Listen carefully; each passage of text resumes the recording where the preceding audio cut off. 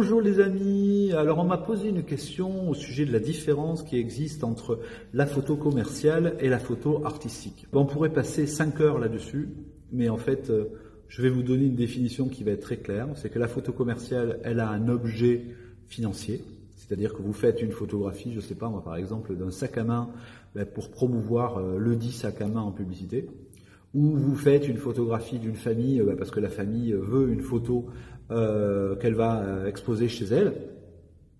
Donc ça, c'est la photographie commerciale, c'est la photographie qui fait l'objet d'un commerce, c'est-à-dire la photographie qui vous permet, si vous êtes photographe professionnel, de gagner votre vie.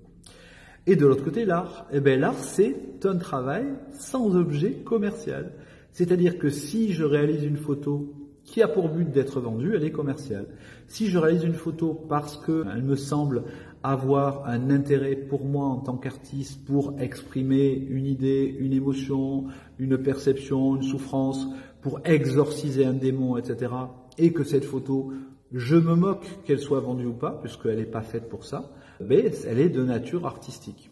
On peut approfondir cette notion. Alors artistique, ça ne veut rien dire en tant que tel. Artistique, en français, ça veut dire qui est le produit d'un artiste. Qu'est-ce qu'un artiste? On revient au latin, ars, artis, ça veut dire la création. Voilà, c'est à la fois la création et le mensonge. C'est la fabrication et le mensonge. Voilà, c'est ars, ça peut vouloir dire fabriquer, ça peut vouloir dire mentir. C'est comme le terme technique en grec, du grec techné. Techné, c'est à la fois le travail humain et à la fois l'artifice, à la fois la fourberie, le mensonge, les méthodes bizarres pour arriver à un résultat. Voilà. Donc, un travail artistique, qu'est-ce que c'est? Je l'ai déjà expliqué dans une précédente vidéo. Qu'est-ce que c'est être artiste? Être artiste n'est rien d'autre que avoir trouvé pour s'exprimer, pour faire partager au monde quelque chose qu'on a en soi, l'usage d'une technique de nature artistique, c'est-à-dire la peinture, la sculpture, la musique, la photographie, le cinéma, etc. Et donc, lorsqu'on crée quelque chose, c'est parce qu'on a un besoin vital de le créer. Alors, soit un besoin vital qui va être de l'ordre libidineux, c'est-à-dire un besoin, un désir parce qu'on sait que le fait de réaliser l'image en question va vous procurer du plaisir, ou un besoin qui va être lié à une démarche cathartique. Qu'est-ce que c'est une démarche cathartique? Alors c'est pareil, ça vient du grec, catharsis. Catharsis, c'est le fait d'exorciser quelque chose en le prononçant. Par exemple, j'ai peur des araignées, je vais toucher une araignée, je vais pratiquer sur moi une catharsis. J'ai peur de la mort, je sais pas, moi je vais passer une nuit dans un cercueil pour exorciser ma peur de la mort. Voilà. Et donc, en création artistique, en général, en fait, soit pour des raisons qui sont l'ordre érotique au sens noble du terme, au sens grec du terme, c'est-à-dire au fait, dans le sens de créer quelque chose qui vous fait plaisir, pour lequel vous avez un désir, une appétence, ou bien parce que il y a quelque chose en vous qui a besoin de sortir, parce que vous l'avez sur le cœur, parce que ça vous fait souffrir, parce que ça vous provoque des cauchemars. Il y a toutes ces choses-là, c'est le fait de créer. Voilà. Et donc, la différence entre le commercial et l'artistique, il est là, il est que, je reviens souvent à Nicolas de Staël parce que ses textes sont passionnants, mais Nicolas de Staël, il disait, le lendemain du jour où il a signé pour la première fois chez un marchand d'art qui voulait lui acheter ses œuvres, il dit, ça y est, c'est fini, je me suis perdu. Voilà. Parce que Nicolas de Staël, il créait parce qu'il avait besoin de créer. C'est aussi simple que ça. Et dès l'instant où vous vous posez la question, est-ce que ce que je fais est vendable? Vous sortez du champ artistique. Même si, évidemment, on a tous besoin de gagner notre vie et il n'y a pas de mal à ça. Mais ce n'est pas la même démarche, ce n'est pas le même but. Le vrai but, il est de faire exister quelque chose en dehors de vous parce que ça a besoin ou que ça vous fait plaisir, quelle que soit la vie du public, quel que soit le fait que le public aime ou n'aime pas. On ne crée pas des œuvres artistiques parce qu'on veut qu'elles soient aimées ou pas aimées. Alors évidemment, nous sommes des êtres humains, nous avons un ego et on préfère être aimé que détesté. On préfère susciter une réaction chez le public plutôt que de ne pas susciter de réaction et de laisser indifférent. Évidemment, mais ça c'est pareil, c'est hors du champ artistique. On va être dans le domaine besoin de sentir personnellement d'exister. La démarche purement artistique, au sens pur du terme, au sens classique du terme, puisqu'en réalité, là, on retrouvera Hegel et Kant. Le fait de créer, c'est quelque chose qui vous permet d'avoir... Alors, la Renaissance, vous direz, d'avoir un lien avec l'immanence, d'avoir un lien avec Dieu. Voilà. de toucher quelque chose qui vous dépasse. Mais tout ça, en réalité, peu importe les raisons. La vraie raison, elle est que l'artiste, il crée quelque chose parce qu'il en a besoin. Un ami peintre dirait que l'art est à l'artiste ce que la bave est à l'escargot, c'est-à-dire quelque chose qui est consubstantiel. Si vous êtes artiste, vous créez. Et nécessairement, quelque chose va apparaître. Et ce quelque chose, vous le faites parce que vous en avez besoin, parce que ça vient tout seul. Alors, tout seul, ça ne signifie pas sans douleur, ni sans souffrance, ni sans travail. Pour créer quelque chose, ça va nécessiter de longues années d'études, d'expériences, d'erreurs, jusqu'au moment où vous arrivez à exhumer de vous quelque chose qui va exister hors de vous, une œuvre artistique qui vous paraît correspondre à ce que vous vouliez montrer, ce que vous vouliez faire entendre, ce que vous vouliez faire ressentir. Ça n'a pas d'autre but. Ça n'a pas d'autre but. Dès l'instant où ça a un autre but préalable, c'est-à-dire que vous vous dites je vais faire cette photographie ou je vais sculpter ce bloc de pierre pour en faire telle chose parce qu'on me l'a commandé pour, je sais pas moi, une pierre tombale ou pour une exposition, là c'est commercial. Voilà.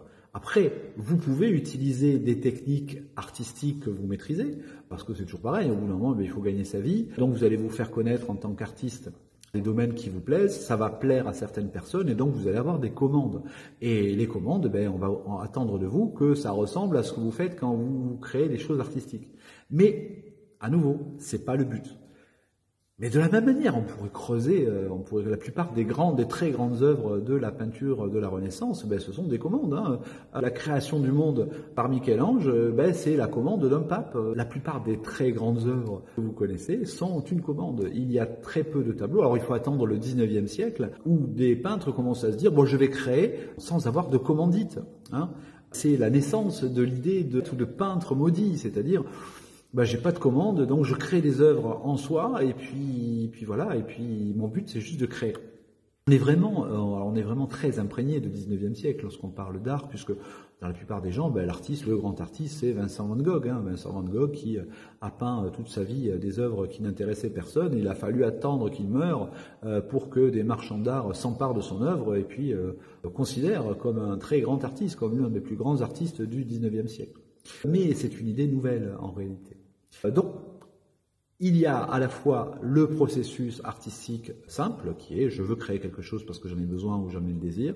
L'aspect commercial simple, on me commande quelque chose et donc je le fais en tant qu'artisan. Mais en réalité, tout ça, tout cela se mélange. Et vous savez, sur la planète Terre, il n'y a pas de blanc, il n'y a pas de noir. Donc voilà, vous savez, dans la vie humaine, dans la condition humaine, il n'y a pas de blanc, il n'y a pas de noir. Tout n'est que gris avec des nuances de luminance différentes. Donc la plupart des créations, la plupart des grandes œuvres d'art sont d'une manière ou d'une autre commanditées ou les artistes ont dans un coin de leur tête l'idée que il va falloir quand même peut-être que ces œuvres soient vendues, qu'elles fassent des belles expositions et des belles commandes de galeries pour gagner notre vie. Voilà.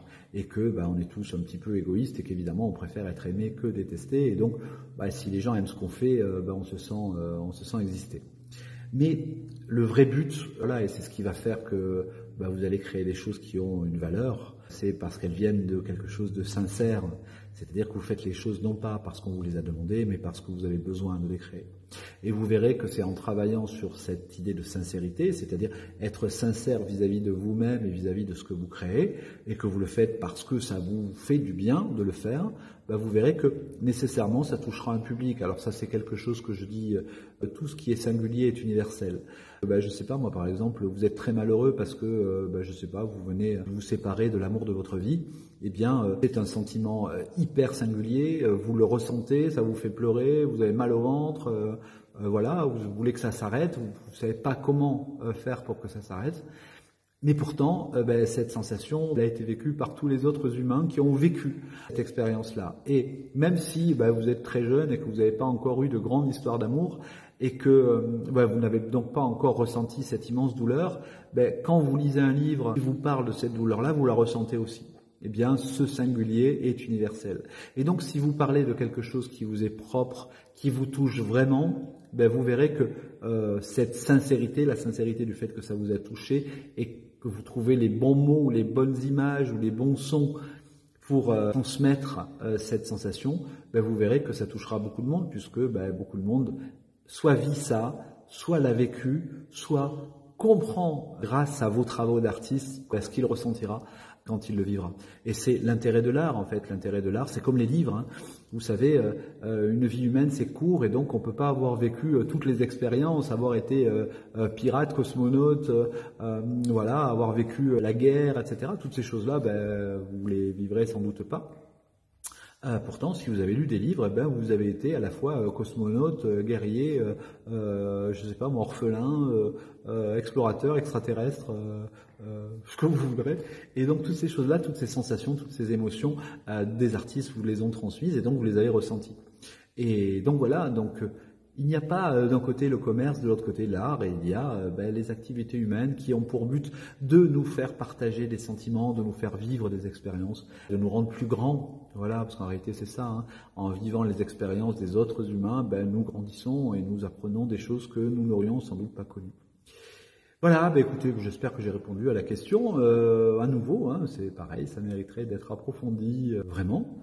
Je reviendrai sans doute sur ces questions-là une prochaine fois lors d'une prochaine petite chronique. En attendant, les amis, likez cette vidéo si elle vous a intéressé, commentez-la, partagez-la, n'hésitez pas à réagir et puis on se retrouve demain pour une prochaine vidéo. En attendant, soyez heureux et faites des photos. Ciao les amis.